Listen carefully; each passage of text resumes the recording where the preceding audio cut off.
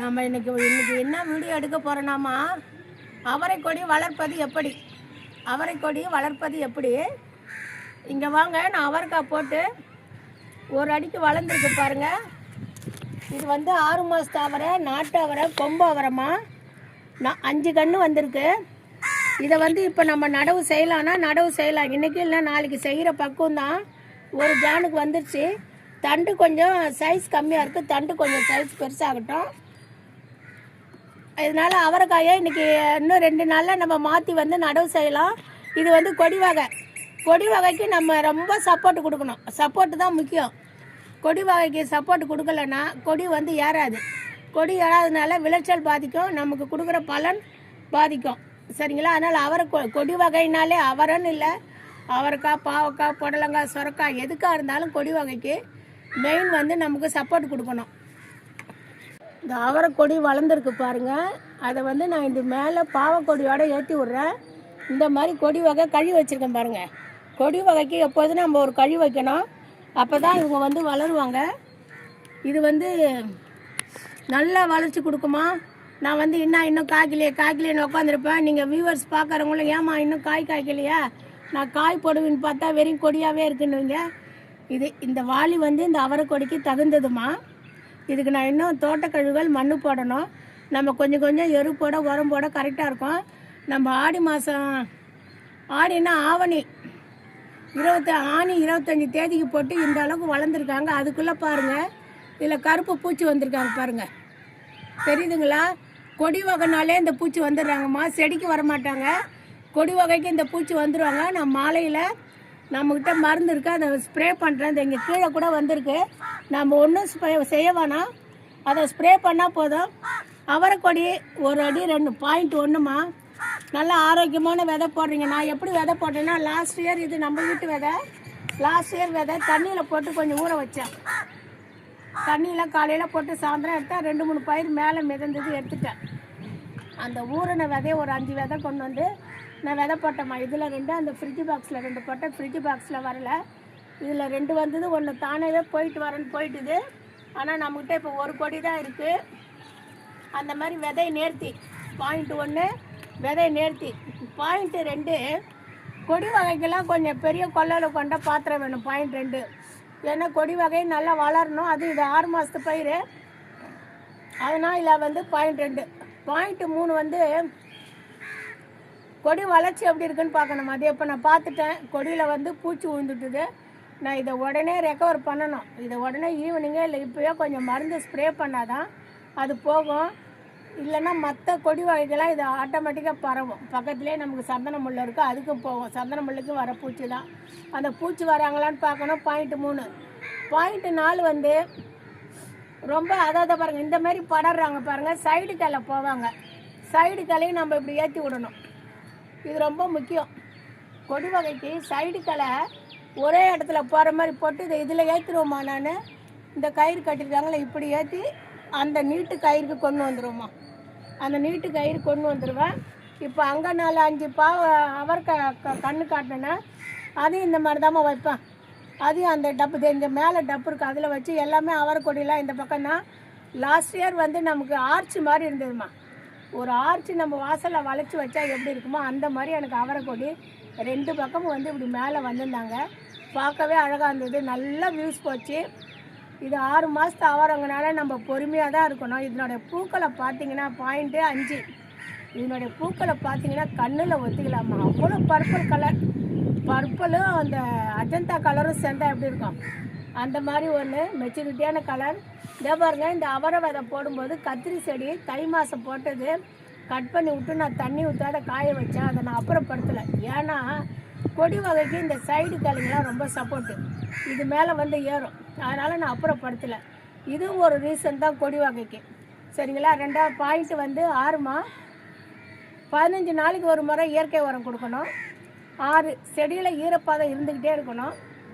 7 சூரிய ஒளி இருந்துக்கிட்டே இருக்கணும். எனக்கு எவ்வளோ கேப் இருக்குது பாருங்கள், சூரிய ஒளி இருந்துக்கிட்டே இருக்கணும். 8 இதில் ஏதாவது பழுத்த இலைகள் அதெல்லாம் இந்த பூச்சியை போக்குறதே வந்து 0.8 தான்மா. இந்த மாதிரி இந்த கொடி வகைக்கு மெயினாக நீங்கள் சப்போர்ட்டு கொடுக்கணுமா. ரெண்டாவது ஃபாலோ பண்ணிகிட்டே இருக்கணும். மழை பெஞ்சால் தண்ணி ஊற்றாதீங்க, எருவும் போடாதீங்க. எனக்கு மழை பெஞ்சு 2 நாள் ஆகுது, இன்னும் செடியில் வந்து ஈரம் இல்லை. இப்போ நான் வந்து தண்ணி ஊற்றணும். இப்படி தான் கொடி வகையில் வளர்க்கணும். ஏம்மா இந்த கொடி வகையை செடி வகையாக வளர்க்கலாமா? தாராளமாக வளர்க்கலாம். இது பாயிண்ட் 9. கொடி வகையை நம்ம செடியாக வளர்க்கணுன்னா தாராளமாக வளர்க்கலாம். எப்படி வளர்க்கலாம்? இப்படி கட் பண்ணி விட்டுடணும். நாங்கள் கட் பண்ணி விட்ருக்கோம், காட்டுறேன். அதுக்கு செடியாக வளர்க்குறதுக்காக கட் பண்ணலை, என்னை ரொம்ப டிஸ்டர்ப் பண்ணுச்சு. நம்ம இங்கே மேலே கொடி ஏறும்போது கட் பண்ணால் சைடு கிளை வரும். இங்கே நம்ம வளர்ச்சியை கட் பண்ணால் இங்கே சைடில் கிளை வரும். அதுக்காக தான் நம்ம சைடு கிளை வெட்டுறது. கொடி அவரை செடி இருக்குது, அவரையில் செடி இருக்குது. நாமளே கொடி வகையை செடியாக வளர்க்கலாம். இது பாயிண்ட் 8 9 தெரியல. ஆனால் கொடி வகைன்னா கொடி வகையாக இருக்கணுமா. ஒரு செடியை வந்து நம்ம சைடு கிராஃப்ட் பண்ணி அதை வந்துட்டு கஷ்டப்படுத்தக்கூடாது. நீ கொடி மாதிரி போகும்போனா இதில் அவங்க போய்கிட்டே இருப்பாங்க. இதுவும் அவரை கொடி தாம்மா. இதில் நான் இதுலேயும் 4 விதை போட்டேன், 1 தான் வந்திருக்காங்க. இதில் 1 வந்தாலும் இதில் என்ன நான் தொழு உரம் போட்டு இதிலே வச்சிடலாமா, சரிங்களா? இவங்க நல்லா வெயிலில் இருக்காங்க, கொடி இது மேலே ஏற்றலாம். இதில் இருக்கிற களையெல்லாம் எடுக்கிறம்மா, இது ரொம்ப முக்கியமாக. இந்த களைப்பயிர் தாம்மா நம்ம செடிங்களுக்கு என்ன உரம் கொடுத்தாலும் இந்த களைப்பயிர்களுடைய ஆதிக்கம் தான் அதிகமாக இருக்கும். இது வந்து ஏற்கனவே தக்காளி செடி வச்ச பாத்திரம் பாருங்கள், அலுமினிய பாத்திரத்தில் வைக்கிறேன். அதாவது காசு கொடுத்து தொட்டியெல்லாம் வாங்கிட்டு இருக்காதீங்கம்மா, அதுக்கு இது ஒரு உதாரணம். இந்த இதில் வைங்க. இது கூட நான் வந்து இப்போ என்ன செய்யணும், மண்ணை சீச்சு விடணும்மா. மண்ணை இப்படி சீச்சு விடணும். அது சீச்சு விடுறதுக்குன்னு ஒரு முக்காலி மாதிரி இருக்குது, இப்படி சீச்சு விடணும். ஏன்னா இது ஏற்கனவே ஒரு 6 மாதமாக இருக்க தொட்டியில் நமக்கு வந்து நைட்ரஜன் காற்று போகணும். செடிங்க சுவாசிக்கிறது வந்து நைட்ரஜன். இந்த மாதிரி இலைகளை கிள்ளிடணும் நம்ம. இங்கே பாருங்கம்மா, அவரை கொடியை கிள்ளி விட்ருக்கேன் பாருங்கள். இது கிள்ளி விட்டதுக்கப்புறம் இங்கே பாருங்கள் சைடில் கிளை எப்படி இருக்காங்கன்னு எடுக்கிறாங்கன்னு பாருங்கள், தெரியுதுங்களா? இதில் வேறு ஏதோ கத்திரி செடி வருதுமா, இதை அப்புறப்படுத்துகிற வேண்டியதான். இங்கே பாருங்கள், அச்சச்சோ கத்திரி செடி எடுக்க முடியாதாட்டிருக்கு. ஏன் எடுத்துடலாமா? அட என்னம்மா இது தர்ம சங்கடமாக இருக்குது. கத்திரி செடி நல்லா வளர்ந்துருக்காங்க, வளர்ந்து அவரை கொடிங்க போயிருக்காங்க. இதை அப்புறப்படுத்தணும். எடுத்துட்டேன் பார்த்தீங்களா? கத்திரி செடி பெண்டாக இருக்காங்க பாருங்கள். இதை நம்ம ஒரு குச்சி வச்சு வேறு ஒன்றுத்தில் கட்டிடுவோம். இது அவரை கொடி. இதை இங்கே கட் பண்ணிட்டேன். கட் பண்ணதுக்கப்புறம் கீழே சைடு கிளை வந்திருக்காங்க பாருங்கள்.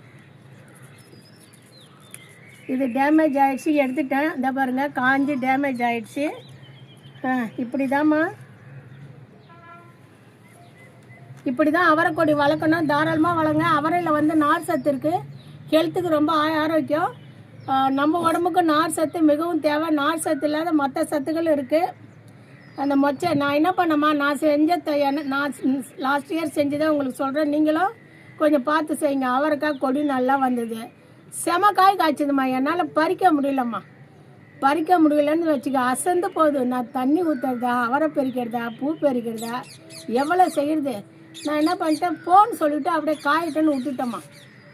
அதாவது அவரை பாகத்திலே மொச்சையாக வரட்டும், நம்ம அவரை விதை எடுத்து காரக்குழம்பு போட்டு வச்சுக்கலான்னு நான் விட்டுட்டேன். நான் இதை விட்டதுனால இப்படியே செடியிலே காய ஆரம்பித்ததுனால அடுத்த ட்ரிப்பு ஒன்று எடுக்கணும். எந்த செடியுமே ஒரு தடவை காய் கொடுத்தா அடுத்த தடவை காய் கொடுக்காத இருக்காது. ஒரு செடி வந்து பூக்களாக இருக்கட்டும், காய் கொடியாக இருக்கட்டும், செடியாகட்டும், நமக்கு தொடர்ந்து 4 முறை 3 முறை கொடுப்பாங்க. இப்போ இவங்க அவரை வச்சாங்கன்னா அடுத்து பூ வச்சு அவரை வச்சுக்கிட்டே இருப்பாங்க. நான் அந்த கீழே விதையெல்லாம் நெத்து மாதிரி கிடச்சதுமா. இது வந்து பூவாலையிலேருந்து என் தங்கச்சி எங்கேயோ அவங்க ஏரியாவில் கிடச்சதுன்னு கொண்டு வந்து கொடுத்தா. இங்கெல்லாம் எங்கம்மா நாட்டு விதை கிடைக்குது? பூவலைன்னா குழந்தையோடைக்கு என்னாண்டம்மா கொண்டு வந்து கொடுத்தாங்க. அந்த மாதிரி போட்டதுமா. அந்த மாதிரி நீங்கள் விட்டுறாதீங்க. அதாவது ஒவ்வொருத்தருக்கும் ஒவ்வொரு அனுபவம் வர்றதை சொன்னால் மற்றவங்களுக்கு யூஸ்ஃபுல்லாக இருக்கும். அவரைக்காய் விளைச்சலையே நான் வந்து கெடுத்துட்டேன், சரிங்களா? ஒரு தடவை இது பண்ணால் அந்த டைமுக்கு அறுவடை செஞ்சிடணும். நம்ம செடி வளர்க்குறது, காய் வளர்க்குறது, பூ வைக்கிறதுலாம் அந்த தப்பே கிடையாது. அந்த பலனை ஒழுங்காக அனுபவிக்கணும். உடனே பெருசுந்தா அடுத்த விளைச்சல் கொடுத்துருப்பாங்க. ஆனால் நிறைய காய்மா எனக்கு 3 அவரை கொடி ஒரே இதில் நான் ஏற்றுறேன். இங்கே இதில் ஒரு குச்சி நடணுமா, நான் ஒரு குச்சி ஒன்று நடணும். இதை நட்டுறேன்.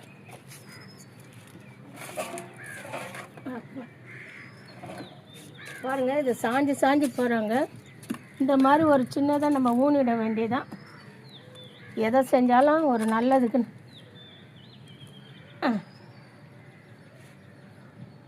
ஊனிட்டோமா. நேரம் நிற்கிறாங்க பாருங்கள். நன்றிங்கம்மா. நீங்களும் செடி வைங்க, கொள்ளுங்க. வாழ்த்துக்கள்மா.